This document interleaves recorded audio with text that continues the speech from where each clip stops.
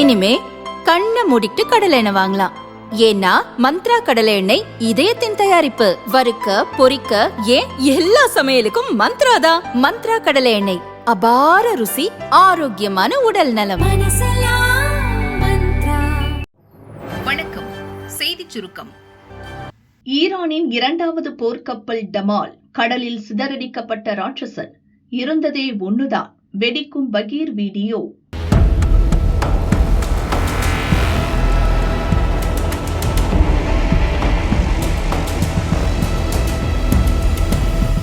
இந்தியாவில் நடந்த நிகழ்ச்சியில் பங்கேற்றுவிட்டு மீண்டும் ஈரான் நோக்கி சென்று கொண்டிருந்த போர்க்கப்பலை நீர்மூழ்கி மூலம் குண்டு வீசி தகர்த்தது அமெரிக்கா. இலங்கை அருகே இந்திய பெருங்கடலில் நடந்த இந்த தாக்குதல் சர்வதேச அளவில் பெரும் அதிர்ச்சியை ஏற்படுத்தியது. ஈரான் கடற்படை வீரர்கள் 87 பேர் இந்த தாக்குதலில் கொல்லப்பட்டனர். காயமடைந்த மற்ற வீரர்களை இலங்கை கடற்படையினர் பத்திரமாக மீட்டனர். இன்னும் மீட்பு பணி நடக்கிறது. இதற்கிடையே ஈரானின் இன்னொரு சக்தி வாய்ந்த போர்க்கப்பலை அமெரிக்கா குண்டு வீசி மூழ்கடித்து இருப்பது பரபரப்பை ஏற்படுத்தியுள்ளது. வளைகுடா பகுதியில் நிலைநிறுத்தப்பட்டிருந்த ஷாகித் பகேரி என்ற ராட்சத ட்ரோன் தாங்கி போர்க்கப்பலை இன்று குண்டு வீசி மூழ்கடித்துள்ளோம். உருவத்தில் 2ஆம் உலகப் போர் காலத்தில் பயன்படுத்தப்பட்ட விமானம் தாங்கி போர்க்கப்பல் போல இந்த கப்பல் இருந்தது என்று அமெரிக்காவின் மத்திய கிழக்கு படைகளின் தலைமையகம் அறிவித்துள்ளது. ஈரான் ட்ரோன் தாங்கி கப்பலை குண்டு வீசி அழிக்கும் வீடியோவையும் வெளியிட்டு பரபரப்பை ஏற்படுத்தியுள்ளது. ஈரானுக்கு இது மிகப்பெரிய இழப்பு. காரணம், ஷாஹித் பகேரி போர்க்கப்பல் அவ்வளவு சக்தி வாய்ந்தது. ஈரான் பலமே அதன் வசம் கொட்டி கிடக்கும் பாலிஸ்டிக் ஏவுகணைகளும் சக்தி வாய்ந்த ட்ரோன்களும் தான். எனவேதான் அது ட்ரோன் தாங்கி போர்க்கப்பலை தயார் செய்தது. 2023 இந்த கப்பலை கட்டும் பணி நடந்தது. 2024 முதல் ஈரான் கடற்படையில் இயங்கி வந்தது. இந்த ட்ரோன் தாங்கி போர்க்கப்பல் உருவில் பிரம்மாண்டமானது. இதன் நீளம் 790 அடி. ஒரே நேரத்தில் 42,000 ட்ரோன்களை இதனால் சுமந்து செல்ல முடியும். போர்க்கப்பலில் 180 மீட்டரில் ரன்வே உண்டு.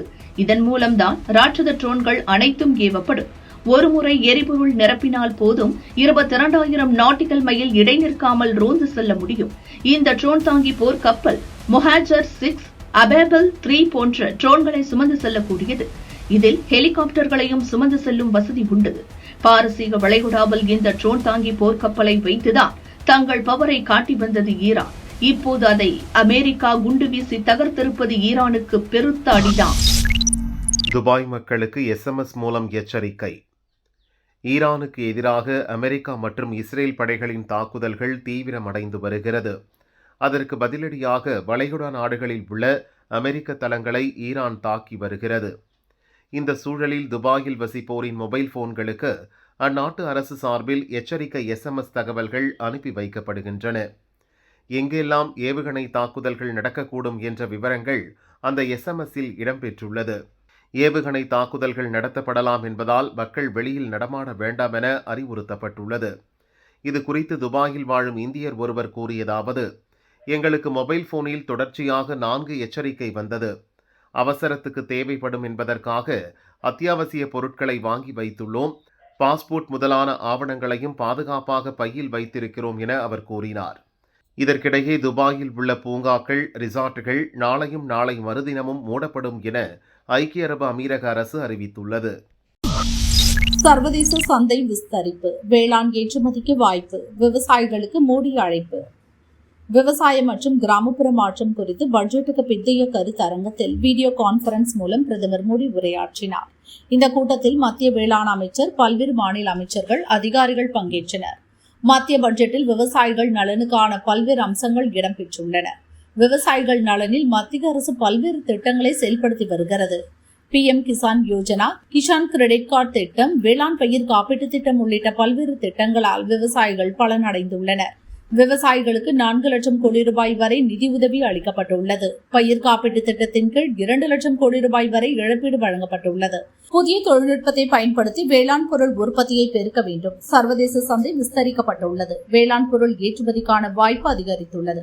தமிழகம், கேரளம், வடகிழக்கு மாநில விவசாயிகளின் நலனுக்காக பல்வேறு நடவடிக்கைகளை மத்திய அரசு மேற்கொண்டுள்ளது.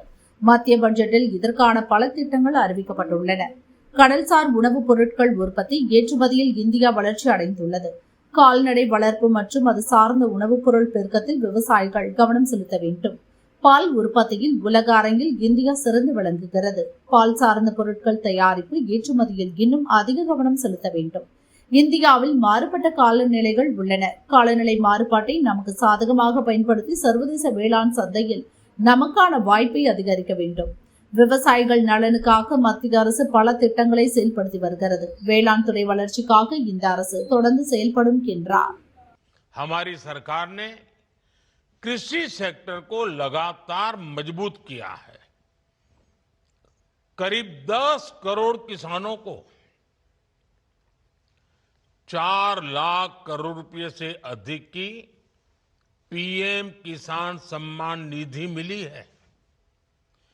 एमएसपी में हुए रिफॉर्म से अब किसानों को 1.5 गुना तक रिटर्न मिल रहा है.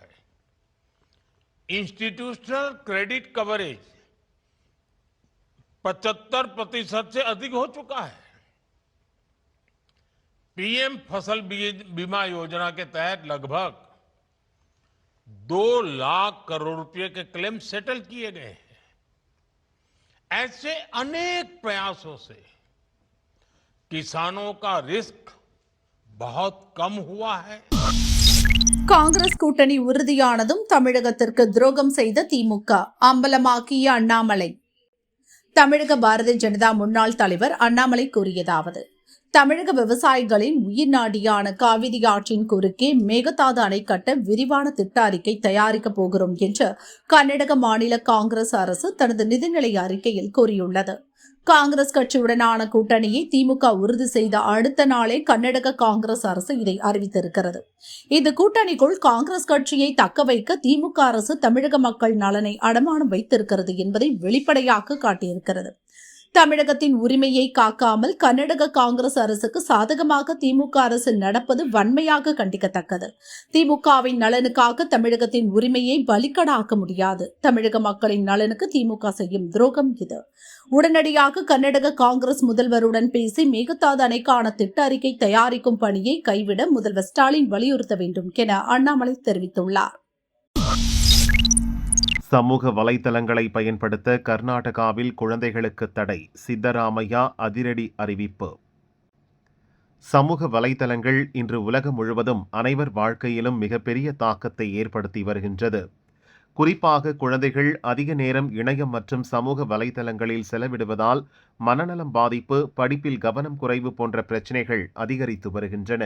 இந்த சூழலில் குழந்தைகள் சமூக வலைதளங்களில் மூழ்கி கிடப்பதை தடுக்கும் வகையில் இந்தியாவில் முதன்முறையாக கர்நாடக அரசு துணிச்சலான முடிவை எடுத்துள்ளது.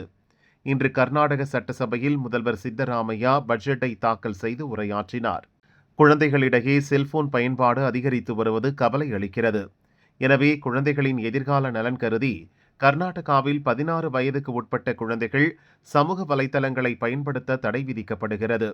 விரைவில் இது சட்டமாக கொண்டு வரப்படும் என சித்தராமையா அறிவித்தார். ಹೆಚ್ಚುತ್ತಿರುವ ಮೊಬೈಲ್ ಬಳಕೆಯಿಂದ ಮಕ್ಕಳ ಮೇಲೆ ಬೀರುವ ಅಡ್ಡ ಪರಿಣಾಮಗಳನ್ನು ತಡೆಗಟ್ಟುವ ಉದ್ದೇಶದಿಂದ 16 ವರ್ಷದೊಳಗಿನ ಮಕ್ಕಳಿಗೆ ಸಾಮಾಜಿಕ ಜಾಲತಾಣದ ಬಳಕೆಯನ್ನು ನಿಷೇಧಿಸಲಾಗುವುದು.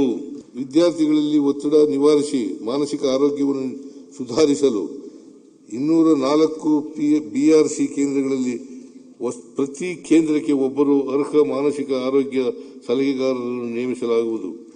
கர்நாடக அரசின் இந்த முடிவை பல தரப்பினரும் பாராட்டி வருகிறார்கள்.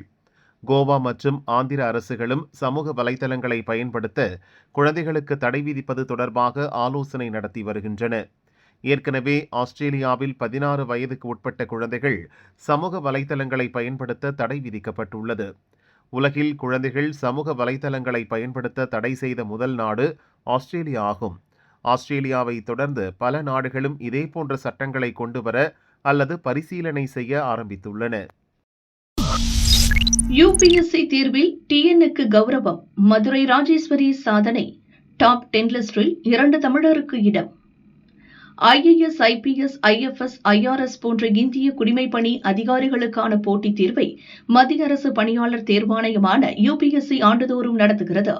அதன்படி 1087 குடிமைப்பணி அதிகாரிகளுக்கான காலி பணியிடங்களுக்கு கடந்த ஆண்டு UPSC தேர்வு நடத்தப்பட்டது. முதல்நிலை தேர்வு, பிரதான தேர்வு, இன்டர்வியூ என 3 கட்டங்களாக குடிமைப்பணிகள் தேர்வு நடத்தப்பட்டது. முதல்நிலை மற்றும் பிரதான தேர்வுகள் கடந்த ஆண்டே நடத்தி முடிக்கப்பட்டன. அதில் தேர்ச்சி பெற்றவர்களுக்கான நேர்முக தேர்வு, பர்சனாலிட்டி டெஸ்ட் ஆகியவை கடந்த டிசம்பர் முதல் பிப்ரவரி வரை டில்லியில் உள்ள UPSC தலைமையகத்தில் நடத்தப்பட்டது. 3 கட்டங்களாக நடத்தப்பட்ட UPSC தேர்வில் தேர்ச்சி பெற்றவர்களின் பெயர் பட்டியலை மத்திய அரசு பணியாளர் தேர்வாணையம் இன்று வெளியிட்டது. முதலிடத்தை ராஜஸ்தானைச் சேர்ந்த அனுஜ் அக்னிஹோத்ரி பிடித்தார். ஜோத்பூர் மருத்துவக் கல்லூரியில் படித்து 2023 MBBS பட்டம் பெற்றவர். டாக்டர் ஆகி பெற்றோரின் ஆசையை பூர்த்தி செய்தார். அதன் பிறகு தனது கனவான UPSC தேர்வுக்கு தயாராக துவங்கினார். 2 ஆண்டுகள் தொடர்ந்து UPSC தேர்வெழுதி இன்று நாட்டிலேயே முதலிடம் பிடித்து சாதனை படைத்துள்ளார். बहुत ज़्यादा अच्छा महसूस हो रहा है. अभी थोड़ा समय लग रहा है प्रोसेस करने में. प्रेरणा पूरा परिवार जिसने हमेशा सपोर्ट दिखाया है, जिसने हमेशा मुझे प्रायोरिटाइज करा है, मेरी मेहनत को प्रायोरिटाइज करा है, एग्जाम को प्रायोरिटाइज करा है, तो उसी को मैं श्रेय देना चाहता हूँ. அகில இந்திய அளவில் 2வது ரேங்க் பிடித்தவர் ராஜேஸ்வரி சுவே. இவர் நம்ம மதுரையைச் சேர்ந்தவர். சென்னை அண்ணா பல்கலைக்கழகத்தில் எலக்ட்ரிக்கல் இன்ஜினியரிங் படித்து 2018 பட்டம் பெற்றவர் ராஜேஸ்வரி. அதன் பிறகு TNPSC குரூப் 1 தேர்வில் முதலிடம் பிடித்து துணை கலெக்டராக ஆனார். இப்போது UPSC தேர்வில் அகில இந்திய அளவில் 2ஆம் இடம் பிடித்து ராஜேஸ்வரி அசத்தியிருக்கிறார். என்னுடைய பேர் ஆர் முருகதாஸ். நான் இங்கே வாடிப்பட்டியில் எலக்ட்ரிக்கல் டூல் அண்ட் ஸ்பேர்ஸ் கடை வச்சிருக்கேன். அது இல்லாமல் LIC ஏஜென்ட்டாக இருக்கேன். என்னுடைய மனைவி முனைவர் S நாகராணி. அவங்க SVN காலேஜில் கணிதத்துறை பேராசிரியராக வேலை பார்த்துட்டு இருக்காங்க. எனக்கு மூத்தது பொண்ணு, 2வது பையன். மூத்த பொண்ணு தான் M ராஜேஸ்வரி சிவி, BE. அவங்க 2018 பாஸ் அவுட்டு சென்னையில். அதில் இருந்து இப்போ வரைக்கும் காம்படிஷன் எக்ஸாம்ஸ்க்காகவே அவங்க வந்து ப்ரிப்பரேஷனில் இருந்து கிட்டத்தட்ட ஒரு 7 வருஷம் அவங்க அதுக்காக உழைச்சிருக்காங்க. 2024 குரூப் 1 செலக்ட் ஆகி டெப்டி கலெக்டர் ட்ரைனிங்காக இப்போ திண்டுக்கல்லில் இருக்காங்க. லாஸ்ட் 2 மந்த்ஸ் வந்து இப்போ வந்து செக்ரட்டரியேட் ட்ரைனிங்கில் இருக்கிறாங்க. அவங்களுடைய அந்த ஜேர்னியில் வந்து பார்த்திங்கன்னா இந்த நான் முதல்வன் ஸ்கீம் வந்து ரொம்ப சப்போர்ட்டிவாக இருந்தது. ஏன்னா குரூப் 1லேயும் சரி UPSCலேயும் வந்து நான் முதல்வன் ஸ்கீம் வந்து ரொம்ப நல்லா இருந்தது. அவங்களுடைய சப்போர்ட்டு, அங்கே இருந்த அந்த ஆஃபீஸர்ஸ், அங்கே சுதாகரன் சார்னு அவருடைய சப்போர்ட்டு. இதை விட முக்கியமான ஒரு விஷயம் நான் சொல்லணும் அப்படின்னு கேட்டிங்கன்னா, என் பொண்ணு இந்த அளவுக்கு ஆகியிருக்காங்க அப்படின்னா என்னுடைய ஃபேமிலி மெம்பர்ஸ், என்னுடைய கோபிரதரு, என்னுடைய மதினியார், என்னுடைய மாமனார், என்னுடைய பிரதர்ஸ் எல்லாருடைய சப்போர்ட் ரொம்ப நல்லா இருந்தது. அதையும் முக்கியமானனா எங்களுடைய பில்லர் அப்படின்னா என்னுடைய மனைவி தான். ஸோ அவங்க தான் வந்து எங்கள் குடும்பத்தையே வந்து கைடு பண்ணி இன்றைக்கி இந்த அளவுக்கு கொண்டு வந்திருக்காங்க. நாங்கள் கொடுத்த வாய்ப்பை வந்து என்னுடைய பொண்ணு வந்து நல்லபடியாக பயன்படுத்திட்டாங்க. நேர்மையாக இருந்து இந்த சமுதாயத்துக்கு நல்லது செய்யணும் அப்படின்றத என்னுடைய ஆசையும் அதையே தான் என் பொண்ணுக்கு சொல்லி வளர்த்துருக்கேன். ஸோ அவங்களோட இந்த கடின உழைப்புக்கு ஒரு 7 வருஷம் 8 வருஷம் அவங்களுடைய சாக்ரிஃபைஸ் பண்ண அது எல்லாருமே கிடைக்கும். சிலருக்கு வந்து 1 இயர்லேயே முடிச்சிருவாங்க. பட் என்னமோ என் பொண்ணுக்கு வந்து கடவுள் 7 வருஷம் வரைக்கும் வெயிட் பண்ண சொல்லி அதான் கொடுத்துருக்காரு. அதனால தான் நல்லா ரேங்க் கொடுத்துருக்காருன்னு நினைக்கிறேன். ரொம்ப சந்தோஷமாக இருந்தது. இந்த நான் முதல்வன் ஸ்கீம் கொண்டு வந்த முதல்வருக்கும் அந்த துறை அதிகாரிகளுக்கும் அமைச்சர்களுக்கும் உண்மையிலே ரொம்ப நன்றியை தெரிவிச்சுக்கிறோம் என் குடும்பத்தின் சார்பாக. ஹரியானாவைச் சேர்ந்த அகன்ஷ்துல் 3வது இடம் பிடித்தார். தமிழகத்தைச் சேர்ந்த ராஜா மொகைதீன் அகில இந்திய அளவில் 7வது இடம் பிடித்துள்ளார். தமிழ்நாட்டை சேர்ந்த மாணவர்கள் கடந்த 10 ஆண்டுகளில் டாப் 10 பட்டியலில் வரவே இல்லை. கடைசியாக 2015 தான் சென்னையை சேர்ந்த சரண்யா ஹரி அகில இந்திய அளவில் 7வது இடம் பிடித்திருந்தார். அதன் பிறகு இப்போதுதான் டாப் 10 பட்டியலில் தமிழகத்தை சேர்ந்தவர்கள் வந்து சாதனை படைத்துள்ளனர். அதுவும் முதல் 10 இடங்களில் 2 இடங்களை பிடித்து ராஜேஸ்வரி சுவேயும் ராஜா மொகைதீனும் தமிழகத்திற்கு பெருமை சேர்த்துள்ளனர்.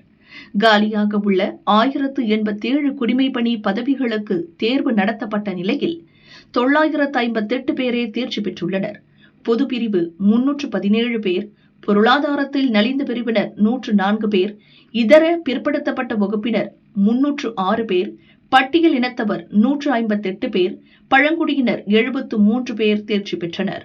UPSC தேர்வில் தேர்வான 958 பேரும் IAS, IPS, IFS, IRS மற்றும் மத்திய அரசின் உயர் பதவிகளில் நியமிக்கப்படுவர் என மத்திய அரசு பணியாளர் தேர்வாணையம் தெரிவித்துள்ளது. தேர்தல் வாக்குறுதிகள் அறிவிக்கிறார் விஜய். தமிழக வெற்றிக் கழகம் சார்பில் மாமல்லபுரத்தில் உள்ள ஹோட்டலில் சர்வதேச மகளிர் தின விழா நாளை நடைபெற உள்ளது.